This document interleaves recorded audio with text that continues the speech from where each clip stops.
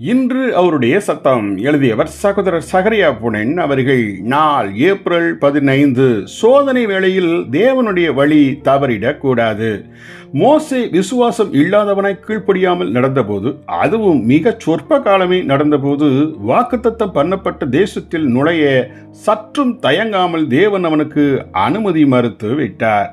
என்னாகமம் 20:8-12 வரை உள்ள வசனங்கள். மோசேயிடம் ஏற்கனவே 40 வருடங்களுக்கு முன் ஒருமுறை அடிக்கச் சொன்ன கன்மலையிடம் தேவன் இப்பொழுது தண்ணீர் வரும்படி பேச சொன்னார். யாத்திராகமம் 17:6 வசனம். ஆனால் மோசே உணர்ச்சி வசப்பட்டவனாய் நிதானமிழந்து கன்மலையை அடித்தான். என்னாகமம் 20:10 வசனம்.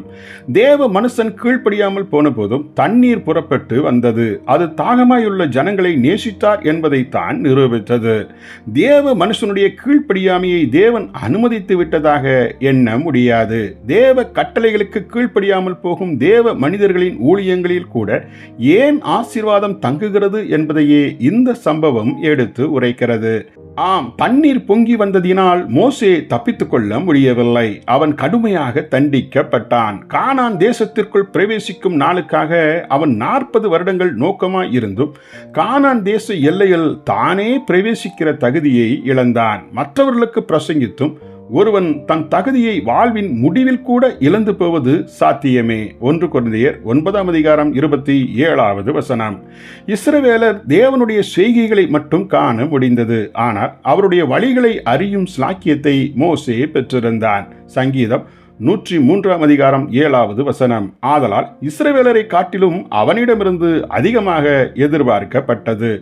தேவ ஊழியர்களின் ஸ்லாக்கியங்கள் அநேகம். அந்த அளவிற்கு அவர்களுடைய பொறுப்புகளும் அதிகம்.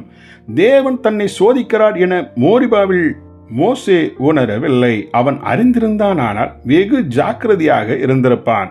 நமது நினைவுகளையும் செய்கைகளையும் நிறுத்து பார்க்கும்படி அனுதின வாழ்வில் நாம் சந்திக்கும் சூழ்நிலைகளால் தேவன் நம்மை சோதிக்கிறார் என நாம் உணர்ந்தவர்களாய் ஜீவிக்க வேண்டும். ஜெபிப்போமா. பரம பிதாவே, எவ்வித சூழ்நிலையிலும் வழி அறிந்து செயல்பட கிருபை தாரும். ஊழிய பொறுப்பில் உள்ள நாங்கள் பிழையின்றி வாழ அருள் புரியும். இயேசுவின் நாமத்தில் ஆமேன்.